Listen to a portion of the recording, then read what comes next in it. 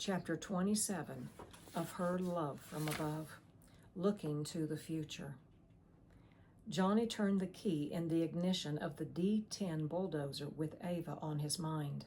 The evening before, he had stayed at her cabin later than usual, and her sweet voice and laughter still rang in his ears.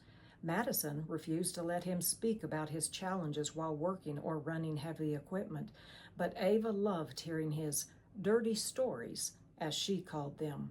They were dirty because he was usually covered in mud or grime before the story ended. He smiled as he pictured the beautiful grin that so frequently shone on her face.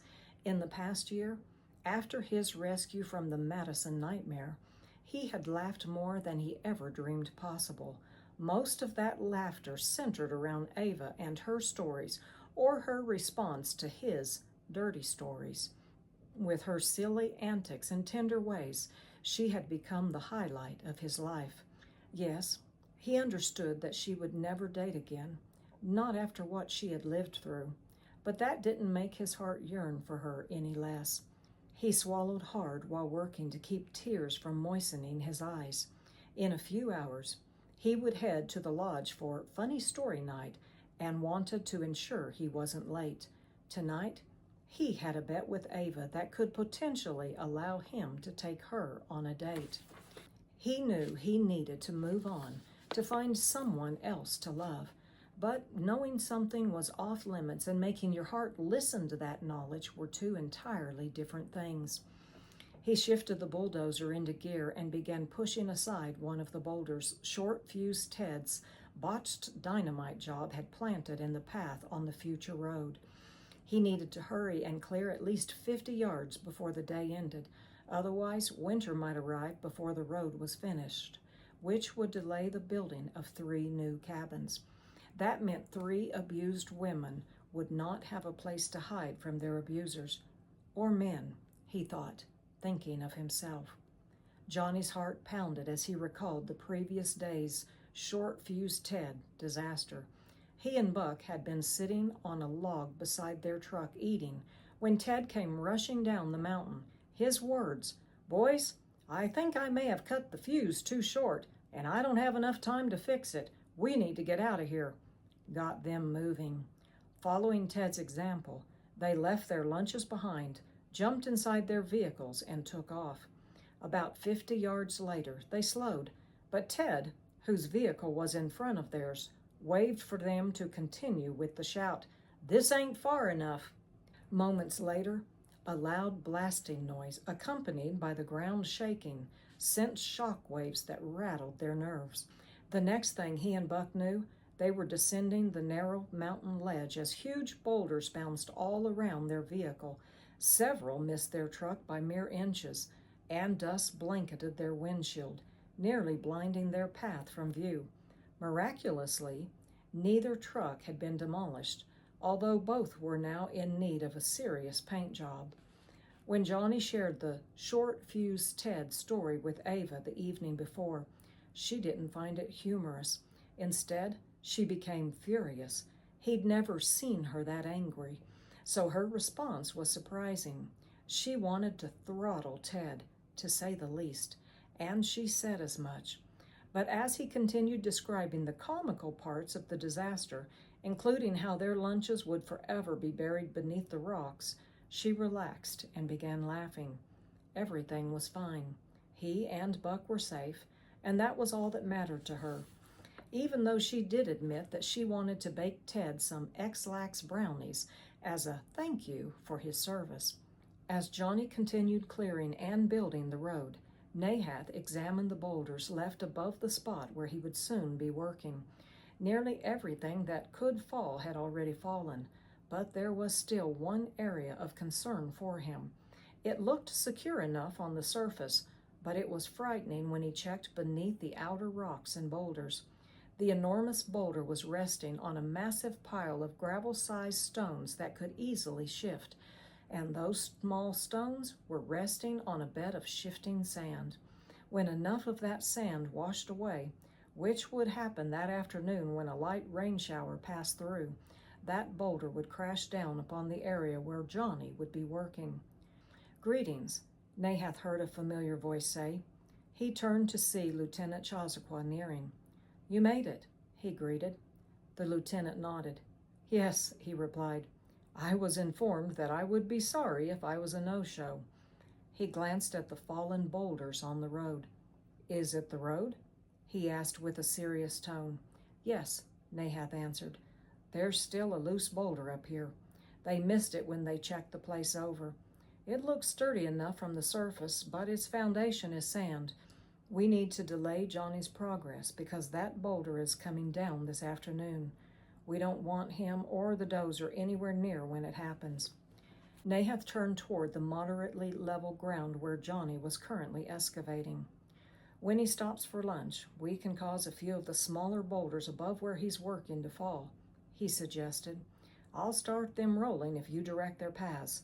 He'll have to redo this area, delaying his forward progress until tomorrow." "He's a worker," Lieutenant Chazaquah reminded. "Won't he just stay late to finish?" An ornery grin surfaced on Nahath's face. "No," he replied, "not tonight, and that's the real reason I requested your presence. He's got an unbelievably funny story to tell at tonight's funny story gathering. You're familiar with how he ended up here at Haven's Rest after Madison's little stunt, so I thought you might like to hear the rest of the story." "Oh? And what's that?" Nahath's smile turned more mischievous. "That's for Johnny to share." Johnny smiled as he walked inside the lodge building. Funny Story dinner night was often the most crowded gathering at Haven's Rest. After all, who didn't enjoy funny stories, especially when life was so full of hardships and stress? The only requirement for entering the quarterly Funny Story contest was that the story be true. And since Johnny wasn't keen on being the limelight, he had never entered the competition. But tonight, he had a doozy that he had to share. When he entered the lodge, he headed straight for his usual table. Ava was already seated, wearing a smile, and had guests by her side. Charlie and Claire were visiting the lodge for a few days. Johnny was surprised to see them, but delighted they had come.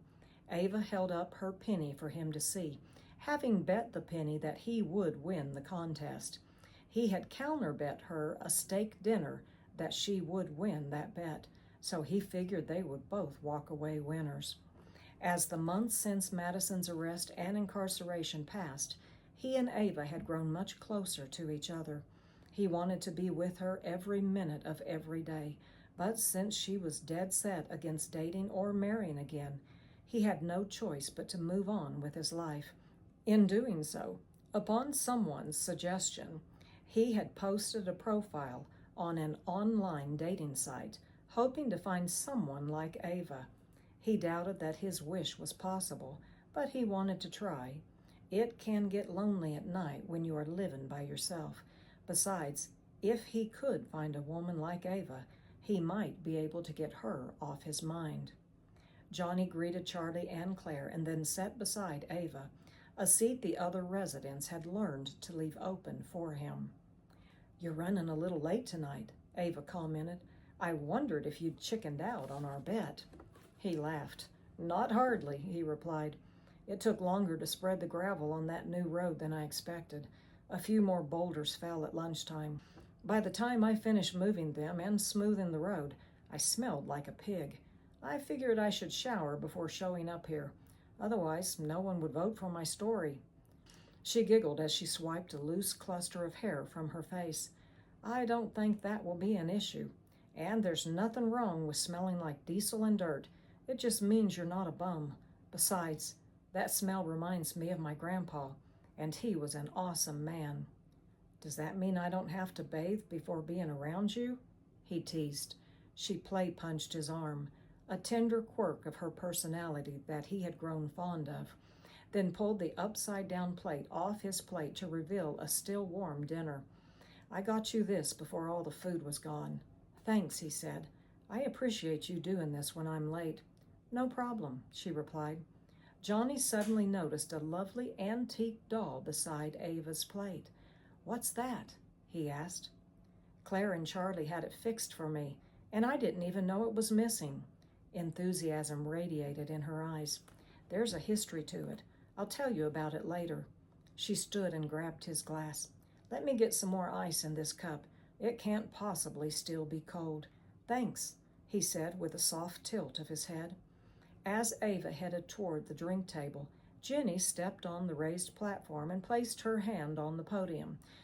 "Before we begin tonight, I'd like to welcome Charlie and Claire. Those of you who were here for our last funny story night know that Claire took the prize with her mousetrap tale." Laughter filled the room at the memory of Claire's experience with the glue mousetraps Madison had spread over the basement floor of the lodge. When the clapping prolonged for longer than expected, Claire stood and bowed. "Tonight," Jenny continued, "we have 4 stories, and the winner," she held up an envelope, "will receive a dinner for 2 at a restaurant of their choice. Mona, would you like to begin?" Johnny and Ava listened to the competitors for the next 20 minutes. They were funny, but none held a candle to the funniness of his first date since his divorce. Finally, just when Johnny finished his meal, it was his turn. As he stood, he winked at Ava, which made her cheeks blush. He loved that his wink could cause her to blush. "Wish me luck," he whispered. Once he reached the speaking area, he began. "I haven't been in the dating game for several years now, so I wasn't sure how to get my feet wet, especially since I'm usually busy on some Haven's Rest project. Face it, there aren't too many available women on construction sites, especially when those sites are in the middle of nowhere, and most of you know me too well to fall into my snare." He brushed his hand across his freshly shaven face as he looked around. "So, someone in this room," he motioned toward Jenny, "suggested I try an online dating site." He paused for the spontaneous giggles to die down. "She even helped me register on one of these sites because I'm a bit handicapped when dealing with social media stuff. As you can imagine, I answered a boatload of questions, and then I sat back and waited for my perfect match." Again, laughter filled the room.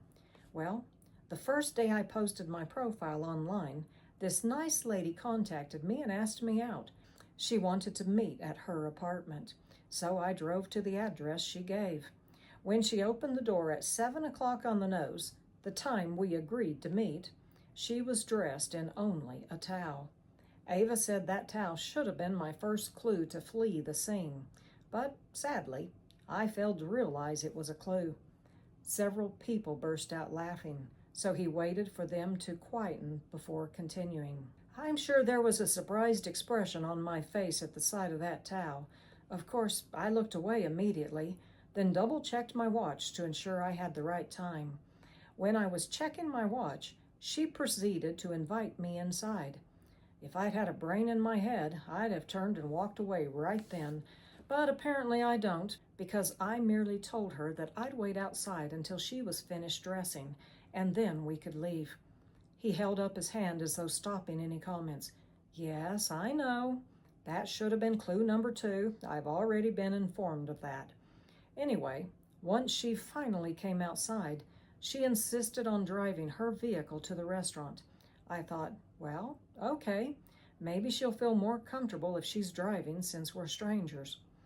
On our way to the restaurant, I thought I was going to die because she had a seriously crazy dose of road rage. I wondered if she was angry because I'd refused to enter her house earlier, but maybe that's just how she drives." "Clue number 3, someone called out. "You'd think," Johnny agreed. "Anyway, I held on for dear life while praying we'd make it to the restaurant in one piece. Thankfully, we did, and we didn't demolish ourselves or any other vehicles on our way. Oh, and neither were any pedestrians, cats, or dogs flattened in the making of this crazy first date." His brows lowered as he clarified, "I can't guarantee there were no smaller animals killed. I was too terrified to notice. Anyway, once at the restaurant, conversation ebbed and flowed naturally as she chugged down 6 alcoholic beverages. She came across normal enough, except for the amount of alcohol she consumed, yet despite that, it didn't seem like she was drunk." He shook his head. Man, that woman could hold her liquor. Clue number 4, a different voice called out, prompting giggles to fill the room. When it died down, Johnny continued. When we finished eating, she wanted to go to a local karaoke bar. I didn't want to go, but she was insistent, so I went along with it. Now, once again, I found myself in a car with a driver who had serious road rage, except this time, with a fair amount of alcohol added to the mix, her rage was even worse. She screamed, yelled, and flipped people off for just being on the road, and she was tailgating like crazy. I was wishing I could just go home, but I felt stuck. I had agreed to go to the bar with her, and we were in her vehicle. So, we're driving along, pulling in and out of traffic like maniacs, when she suddenly turned off the main drive. A minute or so later, I found out why she had taken an out-of-the-way route. She slowed her vehicle while pointing at a house to inform me that her ex-boyfriend lived there. That sort of blew my mind. Why did I care where her ex-boyfriend lived? As Ava said, that should have been a clue. I forget what number we're on, he admitted. Number 5, Claire called. Johnny pointed his finger at her. Yeah, that's right. Clue number 5. Nahath turned toward his angelic companions. He doesn't know that I intervened several times while he was in her vehicle. One pedestrian still alive who wouldn't be, and there's a cute little poodle over on Tezack Street still breathing. She would have been flat as a pancake. Johnny laughed, unable to believe his own foolishness. You'd think by now I'd be willing to walk back to my truck, but I was trying to be a gentleman and last the length of the date. At this point, that was all I wanted, to just last the length of the date and make it back to my truck in one piece, while still breathing. When we arrived at the bar, she drank and drank and drank. Clue number 6, a voice rang out. For sure, Johnny responded. Anyway, after a while, she began slurring her words and became loud and boisterous. Clue number 7, Teasel interjected into the story. I was stuck there with her, Johnny said. I kept asking to leave, but she would hear nothing of it. She said the night was still young, and I needed to drink some and loosen up. Finally, she decided that we should sing a song together. I'm usually uncomfortable standing in front of crowds, so the last thing I wanted was to get up and sing with a half-drunk lady in front of strangers. When he paused to let the laughter die down, someone yelled, "Why didn't you call an Uber?" I didn't know what an Uber was, he answered. I've always driven myself, although he motioned toward Ava. Ubers have now been explained to me in great detail. Next time, he raised his eyes toward heaven like he was praying, and I pray there is never a next time. I will drive myself or figure out how to call one. I'll program it into your phone, Ava offered. He nodded a thanks as the giggles rolled. So, when this drunken woman finally figured out that I meant what I said and wasn't going to get drunk and sing karaoke with her, she got up by herself and screeched her way through a song called Creep, which, from what I could understand, seems to be about a woman cheating on her current boyfriend because her ex-boyfriend cheated on her. Clue number 8, Arden inserted. Johnny briefly closed his eyes and took a deep breath as though gaining the strength to continue.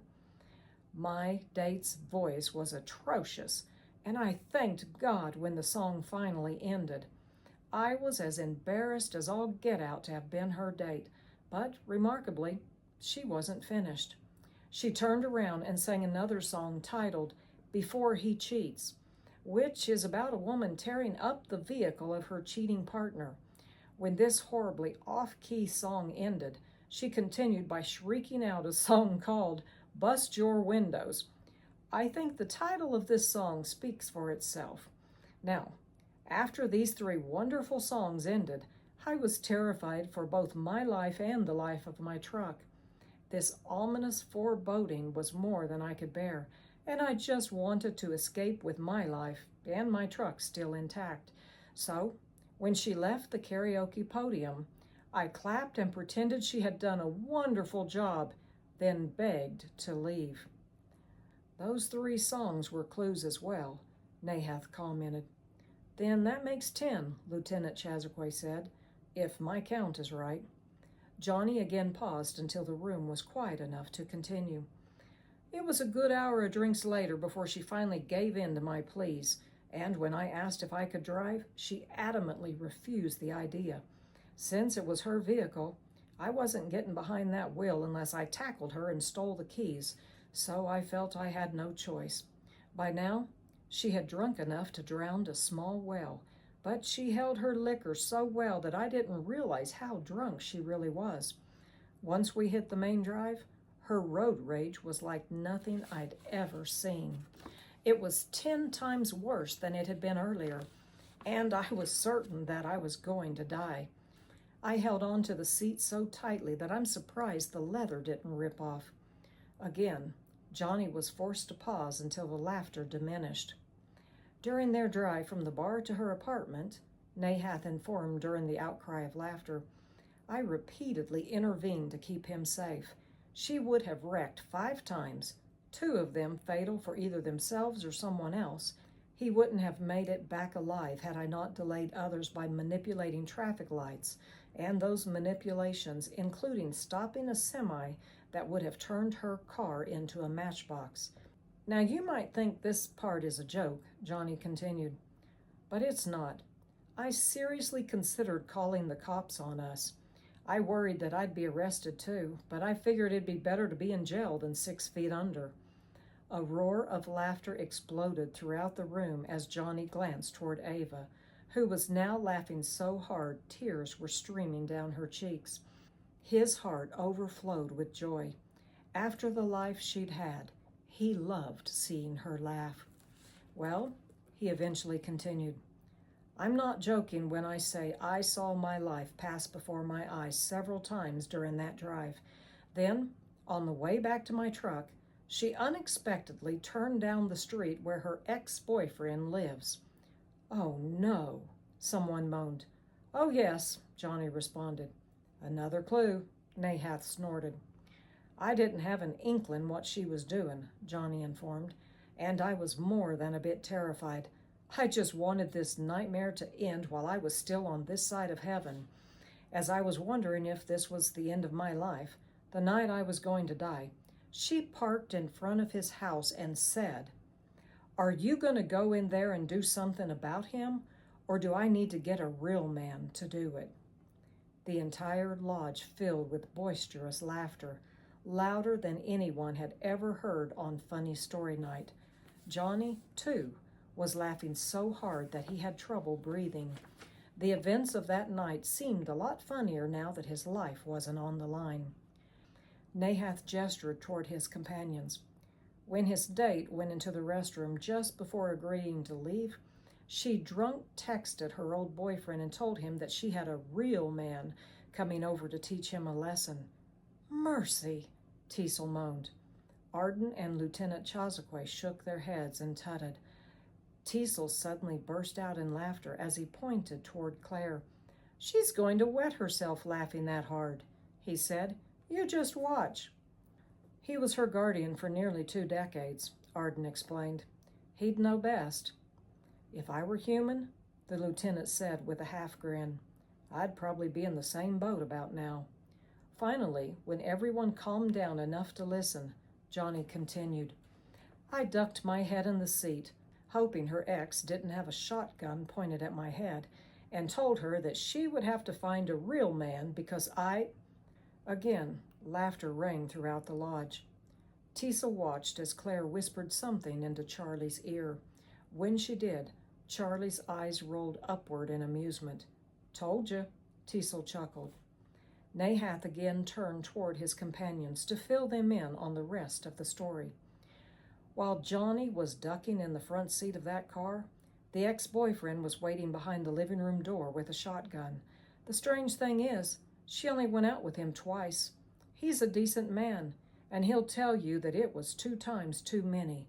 Even so, after only 2 dates, she thought she owned him. He's terrified of her and is thinking about filing a restraining order. Once again, when it was quiet enough to be heard, Johnny continued, I told her she needed to find a real man because I wasn't about to get out and get shot. She berated me and talked trash about me, about how I wasn't a real man, until she finally gave up and drove back to her apartment. By the time I reached my truck, I just wanted to curl into the fetal position, suck my thumb, and maybe cry a little. Now, the laughter was uncontainable in both the physical and spiritual realms. Several minutes later, Johnny finished with, but instead, I drove straight to Ava's cabin and told her the story. He smiled. I think I needed to make sure there wasn't something wrong with me, because if that was a normal date, then I am really screwed up. Johnny stopped speaking because the story ended and there was too much laughter in the lodge for his voice to be heard. He bowed in a flourish of grandeur, with a half smile on his face, then returned to his seat. As he did, he realized he had not been this happy in years. There was a real joy in his heart that could only be explained by the touch of God and the opportunity to assist in a ministry as wonderful and needed as Haven's Rest. Jenny stood and asked, Do we need to take a vote on the winner? The room was unanimous. No vote was necessary. Jenny smiled as she handed Johnny the winner's envelope, and Ava shoved a penny in front of him. I knew you were going to win, she said with a huge smile. Her eyes sparkled as she grabbed his arm. And you owe me a steak dinner.